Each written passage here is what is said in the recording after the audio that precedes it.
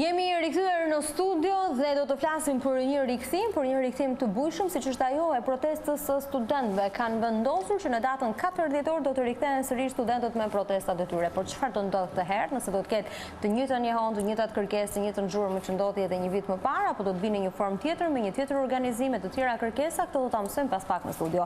Me mua është bashkuar Arlin Qori, përshëndetje dhe mirëmëngjes, pedagog, shumë kënaqësi Arlin që e rikthyer sërish në 7:05 dhe flasim sërish për studentët edhe për zërin e tyre. Për mua. Mirë, Evelina Dëma, përshëndetje dhe mirëmëngjes, studente, shumë kënaqësi. Evelina, kemi qenë edhe vjet së bashku në studio dhe Edison Liga, përshëndetje dhe mirëmëngjes, Edison, shumë kënaqësi që je rikthyer sërish në 7:05. Mirë, Arlin, si lindi ideja? Është diskutuar shumë, kemi thënë disa herë, edhe pasi përfundoi protesta dhe një pjesë e kërkesave të studentëve nuk morën zgjidhje, që mund të kishte një opsion tjetër për rikthimin e protestave. Si e vendosën? Protestat e vjeçme ka qenë nga ngjarjet më të mëdha historike të Shqipërisë, të historisë për Shqipërisë, më ta themi këtë gjë. Ka ngjallur shumë entuziazëm, mjaft shpresë, por nga ana tjetër në vetdijen e gjithkujt janë parë si një punë që nuk është çuar deri në fund. Për shumë arsye që si avemi diskutojmë sot, ato protesta dhe rezistencë u mbyll në fund janarit të shkuar, ama te shumë prej pjesëmarrësve, si thash, nuk ishte edhe entuziazëm e shpresa, po ishte edhe kjo shenja e hidhur se nuk ja arritëm. Me këtë fillim viti akademik, ne si aktivistë livjes për universitetin, kemi parë me studentëve një gatishmëri për ta vazhduar rezistencën, për të protestuar dhe për ta çuar të drejtën tonë të përbashkët si universitar deri në fund. Në këtë kuptim, jemi mbledhur me njëri tjetrin edhe kemi vendosur që në një datë simbolike, që është data 4 dhjetor, që është data e protestës parë, nga nisi pastaj zinxhir protestash, ne të rimblidhemi sërish dhe të rimblidhemi në të njëjtin vend, pikërisht për këtë arsye historike, përpara Ministrisë së Arsimit, e mundësisht të jemi po aq sa ishim vjet, apo të jemi akoma dhe më shumë sa që ishim vjet, por ndryshe nga vjet, të jemi më të organizuar, më të strukturuar, më të qartë, le të themi, në kërkesa, në mënyrë që kësaj radhe qeverinë ta vendosim me shpatulla pas murit. E kuptoj. Mirë, vitin e kaluar një nga gjërat që le të themi se u kritikua, por kishte edhe këndvështrime të ndryshme në këtë pjesë, ishte që nuk kishte një kokë e gjithë protesta, pra nuk ishte një lider protesta, edhe ju her pas here u komentua nga studentët si diçka që mos të ishte i kapur ose nga frika se mund të përdore, ndërsa nga pjesa tjetër thanë që nëse do kishte një lider, kishte një zë edhe më zyrtar. Do të ketë këtë vit kur folëm për organizimin ndryshe një lider protesta apo do të jetë njësoj? Studentët dhe universitarët në përgjithësi nuk janë kopeqet, ke nevojë për një bari. Në këtë kuptim, ne besojmë shumë tek një protestë dhe një organizim i cili është pa udhëheqës. Po themi që është pa udhëheqës, nuk do të thotë që është pa organizim. Problemi i protestës së vjeçme nuk ishte se ishte pa udhëheqës, shumë mirë që ishte pa udhëheqës, sepse udhëheqësve u pritet koka dhe kështu u pritet koka televizie. Janë më të lehtë për të bërë presion. Po se si rezultati shumë rrymave aty brenda, sidomos rezultati ndyrjes që partitë politike përmes strukturave të tyre tentuan të bëjnë brenda protestës, pati një farë, si thua, mungesë koordinimi apo të organizimit. Ne ajo që duam të bëjmë si vjet është që sigurisht mos i vendosim kokë, se çdo kokë do i qëndronte shumë ngushtë një shumësi e të madhe universitarësh, studentët, pedagogët që do të bashkohen protestës, do të vinë me vullnetin e tyre, me pikpamjet e tyre, me idetë e tyre e kështu me radhë, por nga ana tjetër të mundsojmë, na duhet të mundsojmë një lloj organizimi, një lloj koordinimi midis fakulteteve ku grupe studentësh në çdo fakultet të punojnë për të organizuar tjerë, të artikulojnë idetë e tyre të veçanta. Po, është nisur ka disa javë. Edison, pakti për universitetin solli ndonjë gjë? Pakti për universitetin është një ndër zgjidhjet, kam përshtypje, më dobta që mund të jepeshin gjithë atyre kërkesave që u artikuluan. Pikat kryesore me të cilat mburret qeveria, domethënë kam përshtypje, një është më dhe më e rëndësishme është kjo karta e famshme e studentit, e cila Jeni pajisur me kartë studenti? Në fakt, unë nuk jam pajisur, po në përgjithësi studentët vitit parë kam pas probleme si vjet, po vjet janë pajisur. Shiko, po problemi i kartës studentit është se e vetmja ulje që mund thuhet se u mundsua nga ajo ishte ulja reduktimi i çmimit të aboneve dhe marrja nëpër fakultete. Po këtu kemi arritur prapë me një problem. muajin e parë që ishte shtator dhe nuk ishte student, ishte shumë e thjeshtë që të merreshin abonet, ndërsa këtë muaj, do thonë jemi gjendur në të njëjtën situatë që kemi qenë para disa vitesh që nuk ka numër të mjaftueshëm të abonesh për studentët. Çfarë do të thotë pra? Se bashkia nxjerr një numër të caktuar abonesh, edhe me ato mund pajiset kush mund pajiset dhe pastaj të tjerë le të ngelin. Po pak, domethënë karta e studentit ka disa pika që nuk janë prek fare, që janë shumë të rëndësishme dhe jetike për jetën e studentit. Mirë, kam një pyetje, përse një student duhet marrë abone kur ai ka kartën e studentit? Dhe nëse ti ke kartën e studentit, mund ta shfrytëzosh atë edhe për të lëvizur, ëh, nuk është shfrytëzon dot. Kjo nuk është një lehtësi që ofron. Pra ti dorëzon kartën e studentit, ata mund të t'japin një abone, pse duhet ketë një numër të kufizuar nëse ka për shembull 10.000 studentë, se duhet ketë 5.000 abone dhe të luftojnë 10.000 për 5.000. Po kjo është pra një ndër problematikat që po e shfaqim sot, po edhe tjera që janë shumë të rëndësishme është se nëpërmjet kartës studentit nuk janë prek disa gjëra shumë bazike. Për shembull, u tha ka ndërtime janë rregulluar godinat e qytetit studentit që kanë qenë nga problematikat që e keni nxjerrë dhe në protestën e vitit të kaluar. Po, pa kaluar aty, mund të flas 2 sekonda për kartën e studentit dhe pastaj mund të flas edhe për konviktet. Karta e studentit, domethënë nuk mundson as uljen në librari, as uljen në transportin interurban që studentët vinë nga qytetet të ndryshme për të studiuar këtu, edhe mbi të gjitha as ulje në mensa, ku studentët domethënë e kanë të pamundur t'ia dalin në një Tiranë domethënë kaq që shtrenjtë sot. Edhe ç'është edhe më e rëndësishme, edhe uljen e qerat që dita ditës po rriten në këtë qytet. Pra, këtu kemi vetëm ulje, domethënë ulje nga më të çuditshme, domethënë tamam të çuditshme se kemi ku diun, ulje në servise makinash, domethënë që pash po shifja shpar. Po shifja shpar, thoshte autokadiu, 10% ulje për studentët, ku diun. Kemi ulje në biletat e avionëve, domethënë studentët po e kanë të vështirë me arë nga një qytet për marrë me studiu në Tiranë, ne kemi bërë të mundur që të kemi ulje në bileta avionësh, ku diun, kemi ulje në vizitat, ku diun, si për shembull siç ishte Spitali Amerikan në një vend ku supozohet se mjekësia është falas, tu ka paradokse që nuk dim t'ju japim zgjidhje. Pastaj për të kaluar te qytet studentin, ne në fakt para disa ditësh ishim atje ku po shikonim edhe situatën edhe bëm një aksion ku një nga parullat ishte kushtet si në Afrike, tarifat si në Amerikë. Me rregullimet që gjasme u bën vjet, u rrit edhe një farë përqindje e tarifës që studentët duhet paguanin për të jetuar në konvikte. Është 45.000 lekë të vjetra, siç ka qenë? Po, kam përshtypje për muaj, po. Vjet kanë qenë çik më lirë, si vjet janë shtuar për shkak të rritjes së cilësisë. Po ama në diskutimet që kishim me studentët, thuhej që literalisht janë rregulluar thjesht fasadat e jashtme, ama brenda kemi akoma studentë që jetojnë 3 vetë me një dhomë, nuk ka vend ku të lexojnë, nuk ka ngrohje, e kushtet që janë më bazike. Vetmja gjë që ka ndryshuar është tamam fasada e jashtme, edhe ajo e pjesëshme, jo të gjithë godinat, se aty kemi 20 e ca godina në mos gaboj. 6 godina për qenë korrekte janë prekur dhe janë rikonstruktuar fasadat nga jashtë, ndërsa kushtet nga brenda vazhdojnë ngelen po njësoj. Dhe nëse ka pasur prekje nga brenda, nuk është se e ndryshojnë thelbësisht jetën e një studenti që bën. Sepse ata vazhdojnë të jetojnë sërish në një në hapësirat pamjaftueshme, në hapësirat në të cilat hanë, kujdesen për higjienën e tyre, studiojnë, flën, tualetet nuk janë brenda hapësirave ku jetojnë, domethënë janë kushte shumë të gjashtë, cilat nuk janë prekur fare. Çka është e rëndësishme të përmendim është se studentët në përgjithësi janë të vetëdijshëm se asgjë nuk ka ndryshuar. E kjo potencialisht mund të kthehet në çdo moment në një kundërsulm tyre ndaj politikave qeveritare që kanë vendosur tallën në një formë. Mirë, Evelina, qëndron problemi te ligjit dhe arsimit të lartë, është ky thelbi për të cilin ju do të protestoni sërish?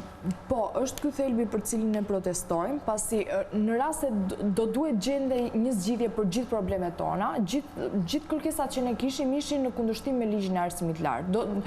Nëse do të na gjendej një zgjidhje, atëherë mjafton të binte ligji dhe të krijojë të fillonte ndërtimi për një ligj të ri dhe problemet në një farë mënyrë do t'u jepë zgjidhje. Por, ky pakti që doli, në fakt nuk na jep pas një zgjidhje konkrete. Ishte thjesht një mënyrë për të na hequr nga rruga, për të na futur në auditore, një hile, për t'i dhënë fund protestës pasi u pasa të fuqishëm që ishim kur kishim dalë në rrugë. Konkretisht, për shembull, buxheti nuk është rritur. U tha në fillim që do të rritej me 3 milion, dhe më pas doli një lajm para pak javësh që 2.5 milion sërish ishin të rishur nga buxheti i arsimit lart. U tha që ne kërkuam që pesha e votës studentore të rritej, pasi ishte në 10%, dhe është e papërfillshme, vota e një studenti është e barabartë me votën e 225 pedagogëve. Vota e një pedagogu është e barabartë me votën e 225 studentëve, që e bën papërfillshme. Tarifat nuk janë përgjysmuar për çdo nivel studimi. Pra, këtë vit me që ju duhet të paguani sërish, si keni tarifat? Është kushtzuar sërish, nuk është e njëjta gjë. Supozoj që bachelori të përgjysmojë vjet, gjë që ndodhi, por si vjet është kushtzuar, është vënë kriteri mesatares, dhe gjithashtu nëse ka vetëm një provim të mbartur, një student atëherë nuk e përfiton këtë përgjysmimin e tarifës. Për mos folur për tarifat e masterit që nuk janë prekur fare, dhe andej vjen pjesa më e madhe të ardhurave, pasi janë jashtëzakonisht shumë të larta. Karta e studentit që ishte gjë më qesharake dhe përmendje. Arlin, do të përpiloni disa kërkesa dhe do dilni me disa kërkesa këtë vit? Ne në thirrjen të paktën zyrtare nga faqja e lëvizjes kemi përpiluar disa kërkesa, sigurisht disa janë specifike, disa janë në parim, po dua të mbetem pak tek ligji i arsimit lart sepse ne mendojmë që është kërkesë bazike dhe pa urrëzuar ligji i arsimit lart, çfarë lloj arnimi që mund të bëhet jetës studentore edhe universitare, le të themi në Shqipëri, nuk do të ketë zgjidhje. Sipas ligjit të arsimit lart, shkollimi universitar nuk është një drejt që i takon çdo kujt që do të shkollohet, ose s'paku çdo kujt që ka rezultate mjaftueshme për të shkolluar. Në frymën e ligjit të arsimit lart, shkollimi universitar konsiderohet një mall luks, një mall që kushton dhe një mall që gjithnjë më tepër duhet mbulohet nga shpenzimet e vetë studentëve. Kjo bën që tarifat janë të larta.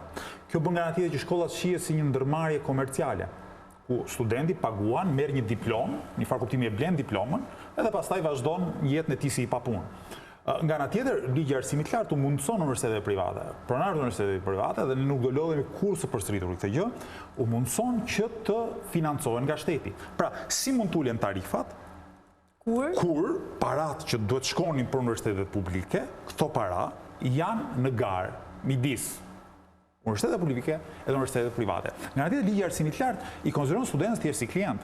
Si klient që ti shkon në një kafene, paguan për kafen edhe merr kafen. Por në kafene ti nuk ke të drejtën të japësh kontribut në bërjen e kafes apo jo. Dhe ta konsiderosh universitetin si kafene është skandaloze, sepse studentët nuk janë thjesht marrës një shërbimi. Shkolla është një hapësirë ku studenti bashkë me pedagogët janë ata që e ndërtojnë së bashku dijen. Kjo është arsyeja pse ne kemi kërkuar votë barabartë dhe përfaqësim të barabartë midis pedagogëve dhe studentëve.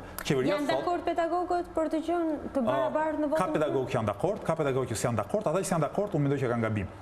Ata që janë dakord, nuk janë dakord, si thua, nuk janë dakord për shkak të një lloji ku diun egoje të pa justifikuar, sepse fundja, sot që e kanë pedagogët të drejtën e votës 90%. Nuk është se Shikoni, një farë kuptimi, ne jemi më dobët sot me këtë 90% që sa do të ishim me 50%. Për një arsye shumë thjesht. Në fakultetin tim ka rreth 70-80 pedagogë. Kur vi zgjedhje, do vinë në pranverë zgjedhjet, këta të 70-80 janë në presionin e dekanit, ose aty që aty që janë kandidat për dekani, aty që janë kandidat për rektor. Dhe këta në fakt nuk është se janë njerëz që kanë pushtetin. Janë njerëz që kërcënohen ose miklohen, korruptohen për votën e tyre. Përfitojnë tani sigur votë mos e kishin vetëm 70-80 pedagogët e fakultetit të shkencave sociale, por ta kishin 1000 kusur apo 2000 studentët bashkë me pedagogët e shkencave sociale. Në këtë kuptim, vota do të ishte shumë herë më e lirë, sepse 2000 vetë janë vështirësisht kërcënueshëm, e të shantazhueshëm, ndërkohë që 70 vetë, pavarësisht se mund të jenë pedagog, pavarësisht se mund të jenë profesor, pavarësisht se mund ta gënjejnë veten në 1001 mënyra, në fakt nuk ose kanë pushtetin. Ne sot si pedagog kemi votën, po sa kohë nuk kemi për krahjen e studentëve tonë, nuk e kemi pushtetin. Pushtetin e kanë ata që na qeverisin prej një jete, ata të cilët janë, ku diun, prej dekadash, dekan e rektor, po shikoni ca emra. Të cilët ca emra që qarkullojnë, është një herë dekan, pastaj është rektor, pastaj prap dekan, domethënë është një kast çiftligarësh, është një kast çiftligarësh në universitetet publike, të cilët e trajtojnë universitetin si plaçkën e tyre dhe pedagogët në mas, pedagogët e ndershëm në mas, nuk kanë kur fare pushteti. Prandaj thirrja jon edhe për pedagogët që ne duhet ta përkrahim demokratizimin e universiteteve. Nga demokratizimi nuk humbim asgjë. nga demokracia ne fitojmë të drejta dhe fitojmë, si thua, edhe përgjegjësi të reja. Mund të themi disa nga kërkesat kryesore, më the pak më parë që ne këtë herë jemi të vendosur që të shkojmë dhe ta vendosim qeverinë me shpaku më pas. Marrim rastin e tarifave. Tarifat duhet të ulen, duhet të përgjithësimohen për të gjithë studentët. Buxheti bie fjala i shtetit për arsimin e lartë duhet të dyfishohet. Qeveria në 2013, kur mori pushtetin, e çoi 5% të prodhimit brendshëm brut, që ishte akoma dhe më lart. Ne po kërkojmë dyfishimin e buxhetit të shtetit për arsimit. Ne kërkojmë nga ana tjetër, kemi dhe zgjedhjet universitare tani në Pranverë, kërkojmë rritje në 50%, pra votë barabartë, student, pedagog, demokratizim në universiteteve, autonominë e universiteteve. Sot universitetet publike kontrollohen nga qeveria përmes bordeve. Nuk funksionon kjo autonomia që ju keni në ligjin e arsimit lartë? Autonomia në kuptimin e universitetit, në kuptimin që universitarët të vetë qeverisën nuk funksionon. E di si funksionon autonomia? Në kuptimin e papërgjegjshmërisë, që po bëre rektor apo dekan, edhe e ke mirë me qeverinë, qeveria thotë bëj çfarë duash aty. Trajtoje atë si thua, nuk të mjafton na japësh atë mbështetjen e dur, edhe mund të bësh çdo gjë. Autonomia sot, në kuptimin juridik të fjalës, nuk ekziston sa kohë universitetet drejtohen nga bordi administrimi, të cilat kontrollohen në shumicë nga qeveria. Sepse qeveria thotë që ju jeni autonom, duhet t'i nxirrni vetë shumicën e të ardhurave tuaja. Pra që ju jeni autonom, na thotë qeveria, ju duhet rrini tarifat. Kjo është keqka. Që të fitoni autonomi, duhet që të grabisni studentët tuaj. Të rrisni vlerën edhe përballojeni vetë. Pra, nëse qeveria nuk financon universitet, ju mund të jeni autonom. Po ç'kuptim ka kjo? Imagjinoni gjykatat. Sigur ne ti thoshim gjykatësve që ju të jeni autonom, do duhet që ju të siguroni vetë rrogat tuaj. Pra qeveria nuk ka jep shteti ju rrogat. Rrogat duhet t'ju merrni kujt të pandehurve apo imagjinoni çfarë elementi korruptimi ka kjo lloj autonomie që nuk ekziston në fakt, që aktualisht nuk ekziston. Pra, në thelb do të jetë rrëzimi i ligjit të arsimit të lartë. Ligji i arsimit të lartë do t'i hapte rrugën një reformimi të vërtetë të jetës universitare. Ne flasim për kushtet e jetesës. Ju do të keni vetëm kërkesa apo do të keni edhe propozime konkrete se si duhet të bëhen më mirë? Atëherë, ne kemi kërkesa specifike që janë bazike, por ne nuk mund t'japim një model të një ligji të ardhshëm, sepse për ne ligji nuk mund të bëhet nga një grusht njerëzish. Ligji i ri i arsimit të lartë duhet vi si rezultat i konsultimeve të gjera dhe duhet të udhëhiqet nga vetë universitarët, studentë dhe pedagogë. Jo të bëjmë siç e bën qeveria aktuale ose që ka bërë qeveria pararendse, që vendos një komision aty, shokët e shoqet e ministrit apo kryeministrit, edhe ata bëjnë sikur pyesin universitarët. Jo, ligji i arsimit të lartë, qeveria na thotë që ju nuk keni kapacitetet për të hartuar një ligj të arsimit të lartë. Imagjinoni, kur nuk i ka kapacitetet universitetet hartojnë një ligj për veten e tyre. Si mund t'i kenë kapaciteta dallkauk që punojnë në zyrat e Ministrisë Arsimit apo të Kryeministrisë? Pra ca njerëz që nuk dinë shkruajnë as shqip ndonjëherë? Pra si ka mundësi që ata i pas kanë kapacitetet? Dhe universitetet kapacitetet për ligjin. Edison, janë bashkuar studentët këtë herë dhe kanë ata të cilët ndoshta për shkak të presioneve që u diskutua aq shumë një vit më parë janë të trembur, duan, nuk planojnë të reagojnë, janë më të skapur. Ne në fakt me nisjen e vitit 3 akademik, bëm një anket ku e bëm në gjitha universitetet e Tiranës, në 3, Politeknik, Bujqësor, te mjekësia 4 edhe Universitetet e Tiranës. Ku një ndër pyetjet kryesore ishte, domethënë, cili është problemi që kemi më shumë në universitet, ku 60% e tyre, rreth 1000 disa anketues ishin, thanë që ishte ligji për arsimin e lartë, edhe rreth 90% e tyre u shprehen se ishin të gatshëm dilnin protesta. Kjo pastaj na bëri të hidheshim në hapin e dytë, ku do ishte diskutimi duke zhvilluar tyreza studentore në çdo fakultet në Universitetet e Tiranës, ku kemi nxjerr disa nga pikat që edhe i përmendi profesori. Edhe në pika fundit pastaj ishte që nëse ne do ishim gatshëm të hidheshim prapë në protestë. Janë bërë tryeza te Fakulteti i Shkencave Sociale, te Filologjia, te Fakulteti i Gjeologjisë, te Universiteti Bujqësor i Tiranës, te Universiteti Mjekësor i Tiranës, edhe Gjuhët e Huaj. Mirë, gjatë kësaj kohe që ju bëheni gati, ka pasur ndonjë reagim të thonë që mos organizoni protestën se ne jemi duke plotësuar kërkesat tuaja, ne do t'i plotësojmë. Ka pasur ndërhyrje? Si që thashtë edhe më parë, ata nuk kanë se si të thonë, sepse ne jemi të vetëdijshëm tani më se si na i plotësuan kërkesat. Çdo student minimumi e di se karta e studentit, pakti për universitetin nuk i hyn për asnjë gjë. Kjo është e di se cili prej nesh. Kjo është se si ne tani pika është se si ne do bëjmë të mundur nëpërmjet organizimit që secili prej nesh të artikuloj problemet e veta me datë 4 dhjetor në protest para ministrisë. Do të jenë vetëm studentët e Universitetit të Tiranës apo do të ketë një koordinim dhe me universitetet në përreth? Kjo është ajo. Apo do të nisë nga Tirana dhe më pas është ndodhet dhe vjetë të ketë edhe një? Atëherë, ne mendojmë ta nisim nga Tirana, meqense se këtu e kemi parë tashmë, e kemi matur pulsin e studentëve që janë të gatshëm, kanë vullnet me anë të këtyre tryezave që kemi bërë, që kanë vullnet për të dalë madje. Gjëja pozitive që e shohim këtë vit është që ndryshe nga viti kaluar janë edhe e kuptojnë më mirë se çfarë problemesh kanë.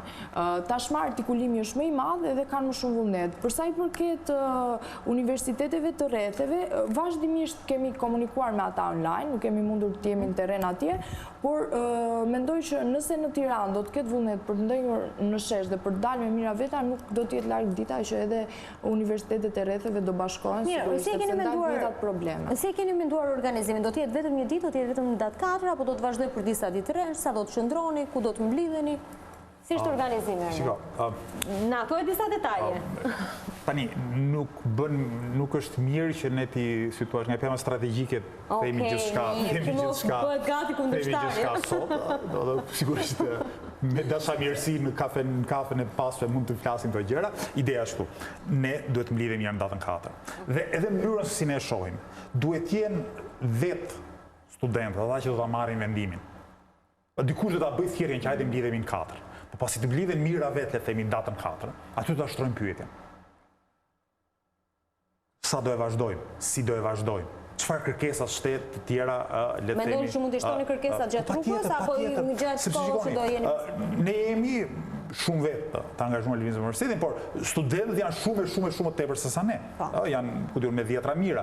Në këtë kuptim, ne nuk mund të marrim përsipër që të bllokojmë çfarëdo lloj ose të përfaqësojmë çfarëdo lloj kërkese të mundshme apo rrymë të mundshme që vjen nga universitarët. Po dua të them diçka edhe për mënyrën se si ne organizohemi tani në fakultete. Vjet re diçka problematike. Shkojnë studentët mbi fjalat X fakulteti. Edhe thonë, në këtë sallë do mblidhemi, që është bosh që s'kam sim, do mblidhemi dhe diskutojmë problemet tona. Sa merret vesh kjo gjë? Dekani, polici, forumet partijake, të gjithë bëhen bashkë, si të bllokojnë, çfarë? Që studentët të mblidhen në një sallë dhe diskutojnë problemet. Kjo është skandaloze. Po thuaj se në çdo fakultet ne kemi hasur pengesa që i kemi kapërcyer me forcën e argumentit, edhe me guximin edhe këmbguljen tonë. Po në çdo fakultet ti ke dekan, administrator, njerëz që u mungon nganjëherë edhe etika elementare, antar të forume partijake, policë që vinë vërdall nëpër fakultet, të cilët duan me çdo kusht të pengojnë dhe të friksojnë disa studentë që po bëjnë një gjë të frikshme në sytë e tyre.